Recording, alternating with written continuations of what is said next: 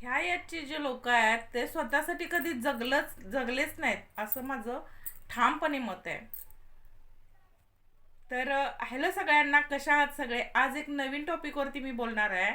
जी लोक 80, 85, 90 ह्याच्या दरम्यान जी जन्मलेले आहेत, ज्यांचं वय आता साधारण 40च्या आसपास असेल, ते लोकांनी आयुष्यभर दुसऱ्यांसाठीच राबले, स्वतःसाठी कधी जगलेच नाहीत असं माझं ठामपणे मत आहे. आता तुम्हाला वाटेल का? का तर प्रत्येक वेळी आपण आपलं बालपण आठवा. आपण लहान होतो तेव्हा मराठी शाळेत शिकलो. कधी अशी तक्रार केली का हो की शिक्षण चांगलं नाही वगैरे? खूप छान मजा घेत घेत शिक्षण घेतलं. त्यानंतर खेळ म्हटला तर खेळात पण कधीच तक्रार नसायची की मला हे नाही मिळालं, ते नाही मिळालं. मुलांच्या बाबतीत ते बॅटच नाही, मला बॉलच नाही, घरात कधीच तक्रार केली नाही. गोट्या खेळायचं किंवा काहीच नाही मिळालं तर ते सायकलचं रिकामं टायर त्याच्याबरोबर खेळायचं, लगोरी खेळायचं. प्रत्येक गोष्टीचा आनंद घेतला. आणि आयुष्यात परत जॉब केला, मुलांचं म्हणजे सगळं व्यवस्थित केलं. त्यावेळी जबाबदाऱ्या पूर्णपणे व्यवस्थित पार पाडल्या. स्वतःसाठी कधी वेळच दिला नाही. फक्त आपल्याला हे करायचं आहे, जबाबदारी आहे आपली, हे समजून करत राहायचं. फक्त ते घाण्याच्या बैलासारखं राबत राहायचं, एवढंच माहिती आहे. कधी दुखलं खुपलं तर तरी सुद्धा टंगळमंगळ केली, स्वतःकडे दुर्लक्ष केलं, पण आपल्या कुटुंबाला काही कमी पडू दिलं नाही. आज गाडी आहे, बंगला आहे, सगळं आहे, पण पण तो आनंद आहे का हो? प्रत्येक वेळी वाटतं की आपण आपण स्वतःसाठी जगायला पाहिजे, पण आपण जगत नाही. आज राहू दे, उद्यापासून करू.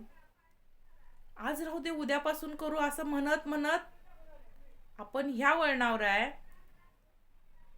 आणि इथून पुढं होणारच नाही. त्यामुळं मला ह्या लोकांना सांगायचं आहे, जे काय करायचं ते आजच करा. साठी जगता जगता स्वतःचं जगणं हे लोक विसरून गेलेत. बायकोसाठी जगायचं, बायकोला हवं तसं जगायचं. बायकोनं जर तिचं नाही ऐकलं तर तिचं मग काय तांडवच असतंय. त्यामुळं तिचं ऐकायलाच पाहिजे, ऑप्शनच नाही. मुलांचं तर आता काय, प्रत्येक गोष्टीत आजकालची मुलं माहिती आहे, सरळ सरळ म्हणतात, बाबा तुम्हाला काही कळत नाही, आई तुला काही कळत नाही. हो, आम्हाला काही कळत नाही, कारण आमची पिढीच अशी आहे की आम्हाला काही कळलंच नाही आयुष्यात. लहानपणी आई आई वडील जे सांगतील ते निमूटपणे ऐकलं. कधी त्यांना प्रतिकार म्हणजे कधी आम्ही असं म्हणू शकत नव्हतो. वडिलांच्या समोर बोलायची तर हिंमतच नसायची सोडा. आणि आई तुला काही कळत नाही, गुरासारखा मार खाल्ला असता. पण आजकालची मुलं इझिली म्हणतात, काय वाटल ते बोलून जातात, तोंडाला येईल ते बोलून जातात. आपण काही करू शकत नाही. जमाना बदललाय. आपल्याच बाबतीत का असं? कधी प्रश्न विचारलाय स्वतःला? आपल्याच बाबतीत का असं होतंय? काय चुकतंय? कुठंही आपण कमी पडत नाही. प्रत्येक गोष्ट, जबाबदारी सगळं नीट पार पाडलं. मग का प्रत्येक वेळी आपणच का सोसायचं? हक्काचं उत्तर तर अजिबात मिळणार नाही. हां, पण एक आहे, तुम्ही तुमच्या स्वतःला हवं तसं जगत राहा. मनात येईल ते करा. करा विरोध लोकांना, एकटे पडाल, चालेल. एकटं राहायची सवय लावून घ्या. कुणाकडं अपेक्षा करू नका. दुसऱ्यांच्या अपेक्षाचं ओझं घेऊन जगण्यापेक्षा स्वतः आनंदी राहा. कुणाला दुःख झालं, काय झालं, होऊ दे. तुमच्या आनंदी राहण्यानं जर जग दुःखी होत असेल तर तुम्हाला त्याचा काहीच फरक नाही पडला पाहिजे. बरोबर आहे ना? कारण प्रत्येकाला कुठपर्यंत आपण उत्तरं देत राहणार? नाही, मी असंच असं होतं म्हणून मी असं केलं. प्रत्येक वेळी ते म्हणजे आपल्याला आपल्या आईवडिलांना पण आपण म्हणजे समजून सांगण्यात आपलं लहानपण गेलं. आता मुलांना पण सफाई द्यायची प्रत्येक वागण्याची. कशासाठी? काहीच गरज नाही. ह्यासाठी तुम्ही एकच केलं पाहिजे की स्वतःला कसं हवं तसं जगायचं, जे हवं ते करायचं,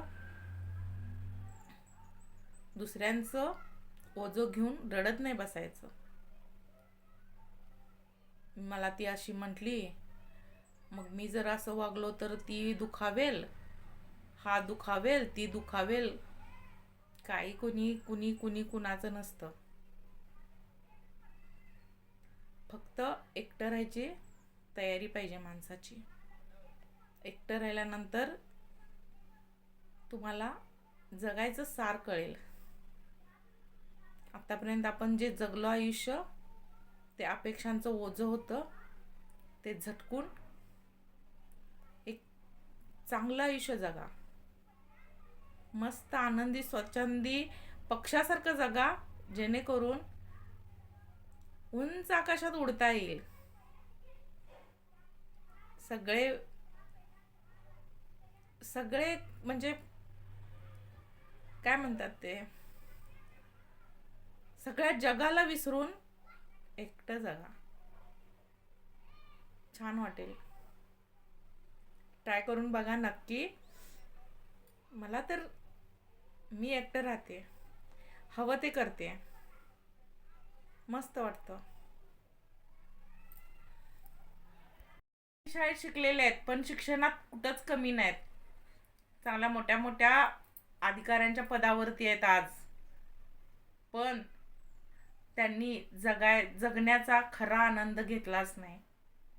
राबतायत आपलं ते घाण्याच्या बैलासारखं, रोज सकाळी उठायचं, कामावर जायचं, घरात कुणाला काय हवं नको बघायचं, स्वतःसाठी कधीच नाही काय बघितलं. स्वतःला काय हवं, स्वतःचं शरीर काय म्हणतंय हे कधीच कळलं नाही. म्हणजे दुर्लक्षच केलं ना. फक्त फक्त जबाबदाऱ्या, कर्तव्य ह्याच्यात बांधले गेले. मुलांच्यासाठी करायचं, आई वडिलांसाठी करायचं. आणि खरं सांगू का, ह्या पिढीतल्या लोकांनी जे केलंय ते आता पुढे जाऊन कुणालाच जमणार नाही. आता ह्या पिढीतल्या लोकांची अशी अवस्था आहे, सगळं केल्यानंतर मुलं परत विचारतात काय केलं आमच्यासाठी. एवढं करून पण आमच्यासाठी काय केलं हे जर विचारलं तर आम्ही काय उत्तरं द्यायला पाहिजेत? मुलांची काय अपेक्षा आहे की काय आमच्याकडं उत्तरं हवीत? चांगल्या शाळेत शिक्षण दिलं, जे की आम्हाला मिळालं नाही. ह्या एजमधल्या सगळ्या पालकांना असं वाटायचं की माझ्या मुलग्याला सर्वोत्तम शिक्षण मिळवू दे. मी मराठी शाळेत शिकलोय पण माझी मुलं चांगल्या स्टँडर्ड शाळेत शिकली पाहिजे असा हा अट्टहास होता. तरी पण काय काय मुलं फेल गेली. त्या पालकांना किती दुःख होत असेल. तर सांगायचा उद्देश इतकाच आहे माझा की मुलांच्यासाठी पण केलं, आई वडिलांच्यासाठी केलं, आई वडिलांची जबाबदारी पण नाही झटकली. तेच आजकालची मुलं आई वडिलांना बघत नाहीत. आमच्या एजच्या सुना म्हणजे ज्या लग्न होऊन आल्या त्यांनी कधीच असं घरात म्हणजे थोडंफार तंटा वगैरे सगळ्यांच्या घरात असते, पण इतका विरोध दर्शवला नाही सासू सासऱ्यांना की आजकालच्या मुली दर्शवतात. त्याच्यामुळं काय काय मुलींना सासू सासरे नकोत म्हणून अजूनपर्यंत बिना लग्नाचे आहेत. त्या आई वडिलांना, म्हणजे आमच्याच एजचे, आमच्याच पिढीतली ती लोक आहेत, त्या आई वडिलांना काय वाटत असेल? मुलींची लग्न नाहीत, मुलांची लग्न होईनात कारण मुलींच्या अपेक्षा वाढल्यात. जबाबदारी आणि कर्तव्याचं एवढं मोठं गाठोड डोक्यावर असताना टेन्शनमध्ये जगावं लागते.